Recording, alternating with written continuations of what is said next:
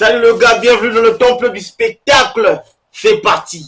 Le plus important, c'est qu'aujourd'hui, on a au moins la certitude que à chaque fois que le Paris Saint-Germain joue une équipe qui presse, une équipe qui est bien organisée défensivement, l'équipe du Paris Saint-Germain ne s'en sort jamais. Et aujourd'hui, on a eu la certitude, on a eu la confirmation. Parce que ce que j'ai vu, comparativement à ce que moi j'ai vu la semaine dernière, en tout cas, il y a une différence terrible, je vous dis.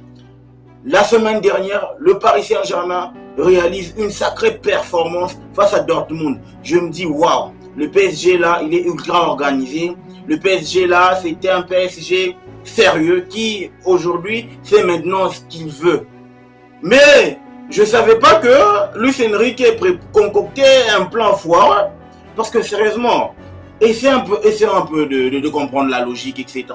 Comment tu as bien commencé, ou tu as bien aligné ton équipe lors de la victoire récente face à Dortmund.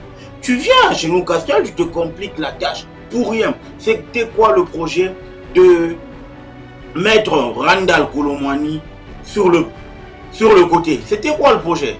Tu sais très bien que avec Newcastle, ça presse, ça attaque, ça se fatigue jamais. Mais c'était pas évident de placer Vitinha et Emery au milieu de terrain et de placer 4 joueurs.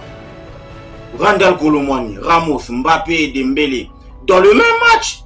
Surtout que en face, il y a Sandro Tonali, Bruno Guimaraes et Longstaff. Ce trio-là te court. Il te couvre les espaces. Mais non, mais sérieux, Enrique, qu'est-ce qu'il a fait? Je n'ai pas compris, les gars. Comment est-ce que tu peux expliquer dans ce genre de rencontre ultra capitale, qui plus est, tu parviens à chambouler complètement ce qui avait fonctionné la semaine dernière ou le week-end lors du premier match pour venir mettre ce genre de compose. Non mais sérieux, à un certain moment, il faut qu'on se le dise. Ce qui est important, c'est qu'il faut au moins souligner les failles tactiques aujourd'hui qui ont vraiment coûté cher au Paris Saint-Germain. Sérieusement, moi ce que j'ai vu aujourd'hui, ça veut dire que ce PSG-là n'a toujours pas compris comment est-ce qu'on joue au haut niveau. N'a toujours pas compris comment est-ce que... En tout cas, les équipes qui jouent face au PSG ont déjà compris que à partir du moment où on est organisé, à partir du moment où on est, n'est-ce pas, sérieux dans ce qu'on fait, on peut venir à bout de cette équipe.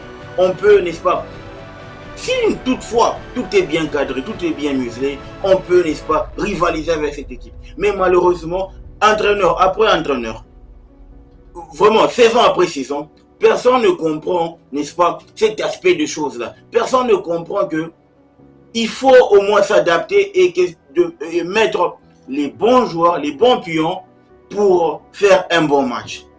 Dans l'ensemble, tout a été parfait jusqu'à ce que Marquinhos, en tout cas on est en train de décrier Marquinhos, même chez nous au Brésil, on décrit la performance de Marquinhos. Ce dernier n'est plus en même, c'est plus le Marquinhos qui débarquait fraîchement de la Rome. C'est vrai, l'âge avance, le poids aussi de l'âge, ou encore plus les années passent, le gars est en train de vieillir, etc.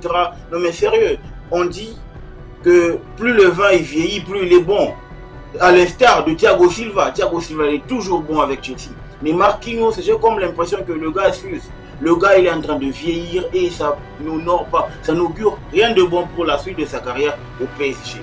Sérieusement, ce genre de relance, pour une petite parenthèse, pour une petite anecdote, ce genre ce genre de relance en plein milieu, n'est-ce pas, de la surface, je commence à en voir un peu trop, hein. Avec Onana par-ci, Sanchez par-là. Mais là, c'était autour de Marquinhos, qui a vraiment coûté cher jusqu'à amener le premier but, marqué par Almiron. Mais Miguel Almiron, ce garçon, en tout cas, on n'est pas en train de trop parler de lui, mais sérieusement, c'est un talent. Il a été efficace et constant avec Newcastle. Il est là.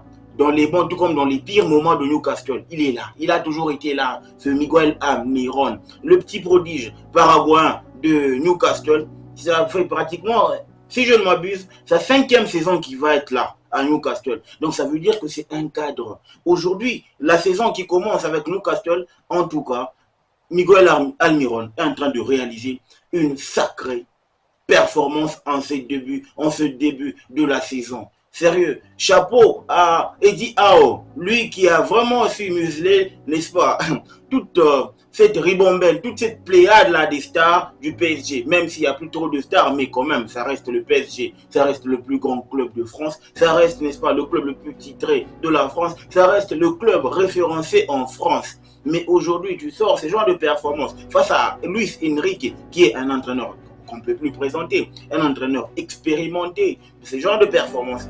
Pour Eddie Howe, ça veut dire que ce garçon-là, il n'est pas venu patiner. Il a utilisé les millions de Newcastle pour faire le bon mercato. Question d'apporter un équilibre, d'avoir un équilibre avec Newcastle. Aujourd'hui, moi, ce que j'ai vu Newcastle qui était PSG, Newcastle. Parce qu'en termes de performance, Newcastle a harcelé l'équipe du PSG du début à la fin. L'équipe de Newcastle a mis mal à l'aise l'équipe du PSG du début à la fin. Les latéraux du PSG, je parle de Josh Brown, ainsi que Kylian Trippier. Non mais sérieusement, ils ont été dans tous les bons coups. Alexander Isaac, le gars qui menait le pressing, jusqu'au petit Anthony Gordon. Ce petit-là, il vaut des millions et c'est pas pour rien. Parce que depuis qu'il est là, il a apporté, n'est-ce pas, de l'équilibre à cette équipe de Newcastle. Il a apporté, n'est-ce pas, de la solution à cette équipe de Newcastle. Et ce qui veut dire que il faudra maintenant prendre cette équipe de Newcastle au sérieux. Parce que mettre 4 face au PSG en phase de poule,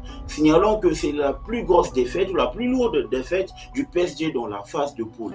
Donc c'est pas anodin, ça veut dire que cette équipe-là, elle est là pour faire du sérieux. Ça veut dire que cette équipe-là, elle est là pour aller titiller les grands. Moi, je suis content. Pourquoi? Parce que c'est une équipe qui te joue le haut niveau, qui te joue le haut tableau en Première Ligue. Ça vient de sortir Manchester City lors des huitièmes de finale de la Carabao Cup, équivalent de la Coupe de la Ligue à l'ancienne, comme c'était le cas auparavant en France. Ok? Aujourd'hui, la performance que Newcastle te sort, ça veut dire qu'il n'y a plus de petites équipes. Chacun est en train de grandir, il n'y a plus de petites équipes. Chacun est en train de s'organiser tant soit peu avec les moyens qu'il a pour avoir une équipe compacte qui peut aller titiller le Paris Saint-Germain, qui peut aller faire mal au PSG. Et aujourd'hui, le PSG a été blessé dans tous les compartiments. Mis à part le but, j'aime quand même le but du PSG. Mais dans l'ensemble, en gros, déjà il y a eu des failles techniques.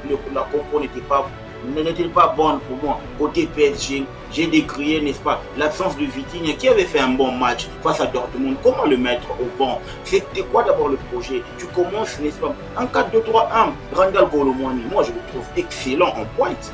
Non mais sérieux, tu as 2 pointeurs, mais carrément un pointeur et tu commences avec un bon milieu de terrain. Question d'équilibrer au milieu de la rencontre. Le PSG a été bouffé dans tous les 3 buts.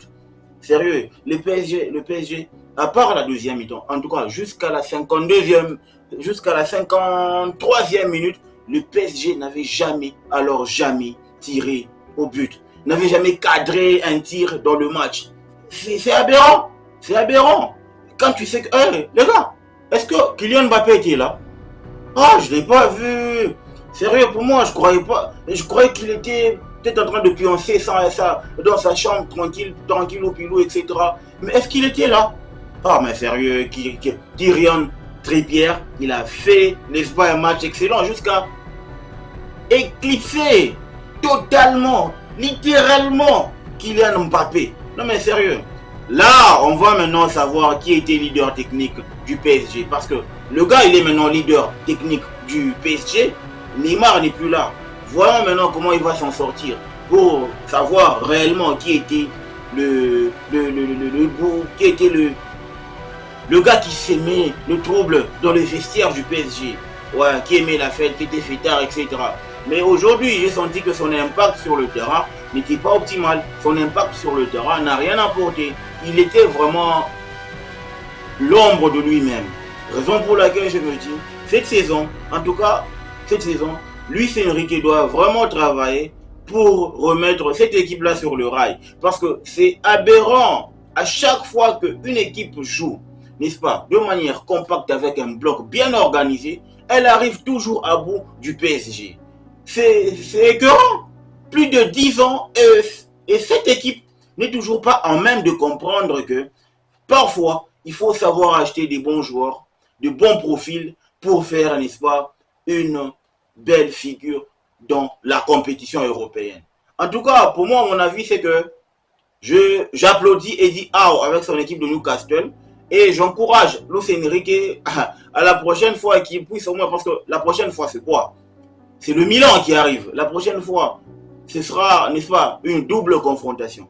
Le Milan qui a pris la saison dernière, et cette saison, le Milan arrive, c'est le demi-finaliste de la précédente édition. Donc les gars, dites-moi ce que vous en pensez en commentaire. Le PSG s'est fait fesser, s'est pris une raclée. Abonnez-vous, partagez, likez la chaîne. Le football mérite d'être vécu. Ciao!